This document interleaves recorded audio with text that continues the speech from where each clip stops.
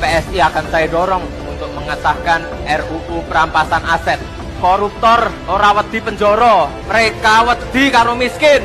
Kita harus berani merebut uang rakyat kembali buat rakyat.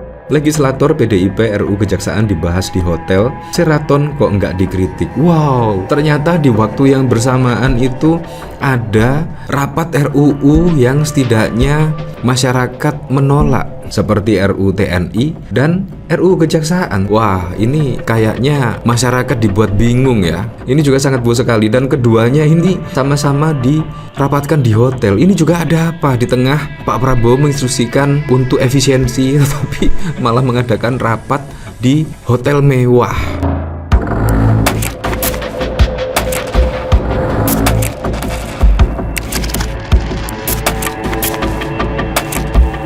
Sebelum menyaksikan video ini, pastikan bosku jangan lupa subscribe, karena subscribe itu gratis plus bonus tonton video terbaru setiap harinya. Jangan lupa ya.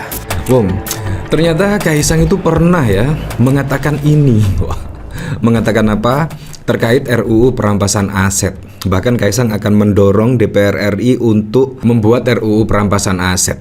Tetapi kenyataannya apa saat ini? Kenyataannya sangat jungkir balik sekali dengan apa yang diungkapkan Kaisang. Bahkan saat ini kader-kader PSI itu berbondong-bondong untuk masuk ke dalam Volunetzing 2030. Bahkan kader PSI yang masuk ke dalam struktur tersebut mencapai 11 kader. Wow. Bahkan konon katanya ada suami istri.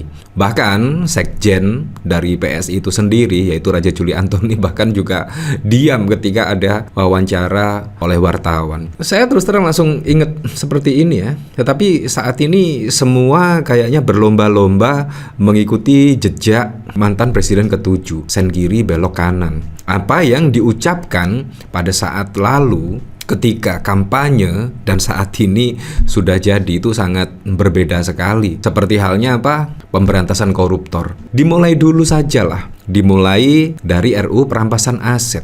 Menurut saya RUU perampasan aset itu harus diteken lah, harus disahkan lah. Karena RUU perampasan aset itu sangat penting sekali, karena setidaknya pemerintah itu konsisten dengan janji-janji politiknya pada saat lalu ingin memberantas korupsi. Kita mulai dari yang terkecil, RUU perampasan aset.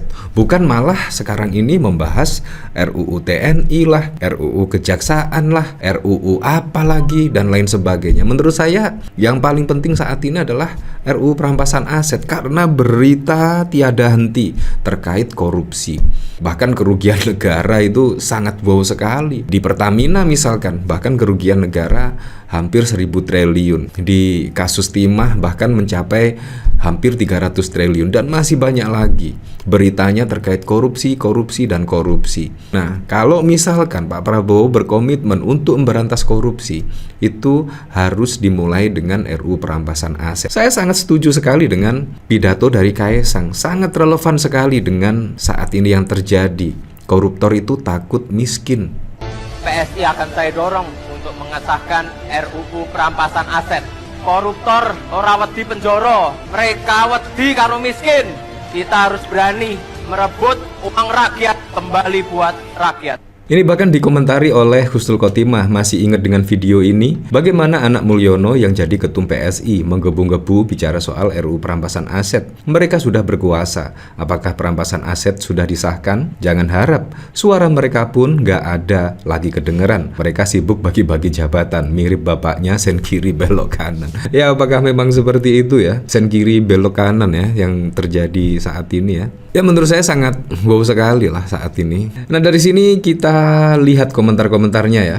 Ya ampun Mbak, wah, loh kabarnya kan mandek di DPR Mbak Yu, kok larinya ke PSI? Om, kenapa Mulyono ya? RUU perampasan aset kan di DPR. Kadang gua pengen ngebor Pak Lalu. Kalau lihat muka dia langsung ingat kata-kata dia dulu Deso. Dia mendukung siapa? PSI, Prabowo pendukung koruptor. Perampasan aset jabatan buat pengangguran di partainya jadinya. Mereka satu ikat sama bapaknya. Ya ndak mungkin toh. Ya memang PSI saat ini juga tidak masuk parlemen ya, tidak masuk parlemen, dan artinya mendorong PSI di parlemen itu juga sangat tidak mungkin sekali, karena masyarakat saat ini juga sudah cerdas ya. Kenapa juga PSI tidak masuk parlemen? Karena masyarakat tidak mau Ya kurang lebih PSI mewakili mereka, kurang lebih seperti itu. Kalau kita lihat dari sini, Menhut Raja Juli bungkam ditanya soal kader PSI masuk Volunetzing 2030. Nah, artinya memang dibuat pusing ya dengan pemberitaan saat ini. Kok bisa mendapatkan data-data ada 11 kader? Bahkan pada saat lalu juga rame diperbincangkan ya. Menteri Kehutanan Menhut Raja Juli Antoni bungkam ketika ditanya awak media mengenai banyaknya kader PSI yang ditunjuk olehnya untuk masuk dalam struktur Operation Management Office Indonesia Forest and Other Land Use Volunetzing. Mulanya awak media sudah menunggu Raja Juli di gedung Kemenko Polkam, Jakarta Pusat pada 13 Maret. Usai mengikuti rapat pembentukan Des Koordinasi Penanganan Kebakaran Hutan dan Lahan Karhutla yang dipimpin Menko Polkam Budi Gunawan. Setelah rapat dan konferensi pers, Raja Juli mengenakan batik berwarna cerah langsung berburu-buru meninggalkan lokasi. Awak media berupaya mengejar Raja yang menuju mobil. Bang Raja Juli, gimana tanggapannya soal Volunetzing yang diisi oleh kader PSI yang abang tunjuk itu bang? Harus transparan bang, ujar salah seorang awak media kepada Raja. Ya, apa saat ini memang semuanya bermain diam-diam, tidak transparan. Ya, memang sangat teringat pada saat lalu ya, RUU TNI diam-diam dibahas di hotel mewah. Seharusnya kan di gedung DPR disiarkan live biar masyarakat semuanya tahu, tetapi tidak. Itu bahkan juga membuat masyarakat curiga. Ada apa dengan DPR RI yang seharusnya mewakili keluh kesah rakyat, tetapi ini kok tidak ya? Ini sangat lucu sekali pokoknya. Nah, bahkan kalau kita lihat sini, koalisi sipil geruduk ruang rapat panja RUU TNI di Hotel Jakpus. Ini sangat bohong sekali lah. Yang cukup mengejutkan, nah ini ada apa? Di Komisi 1 DPR RI itu ternyata ada elit PDIP, bahkan yang menjadi ketua. Wow, ini juga ada apa ya? Ya, kita tidak tahu lah. Ya, walaupun PDIP menolak RUU TNI, itu pun juga pastinya akan disahkan lah, karena PDIP juga tidak akan berpengaruh karena fraksi-fraksi yang lainnya itu setuju, hanya PDIP ya tidak ngaruh. Tetapi kan ya tunjukkan penolakan tipis-tipis lah setidaknya, karena masyarakat itu berharap PDIP itu ya bisa menyuarakan kepentingan masyarakat, bisa menyuarakan kepentingan rakyat. Kalau banyak penolakan seharusnya PDIP itu menolak, tetapi sangat bohong sekali. Ini bahkan PDIP juga trending topik di Twitter ya. Ini bahkan dikomentari dari anak kolong, saya pikir PDI Perjuangan kandang banteng ternyata ada jelek. BT rapat RUU TNI diusik, legislator PDIP RUU Kejaksaan dibahas di hotel, Sheraton kok nggak dikritik. Wow, ternyata di waktu yang bersamaan itu ada rapat RUU yang setidaknya masyarakat menolak, seperti RUU TNI dan RUU Kejaksaan, ternyata dibahas di hotel yang berbeda. Wah, ini kayaknya masyarakat dibuat bingung ya. Ini juga sangat bohong sekali. Dan keduanya ini sama-sama dirapatkan di hotel. Ini juga ada apa? Di tengah Pak Prabowo menginstruksikan untuk efisiensi, tetapi malah mengadakan rapat di hotel mewah.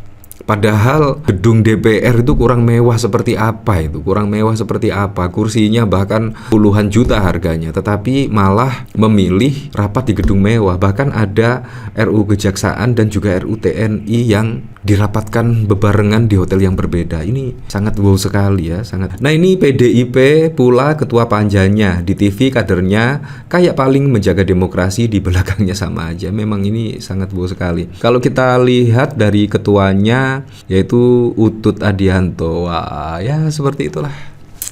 Aduh, kayaknya lagi lagi sen kiri belok kanan semua kayaknya ya. Ya, untuk selebihnya kita kembalikan lagi ke masyarakat menilainya seperti apa.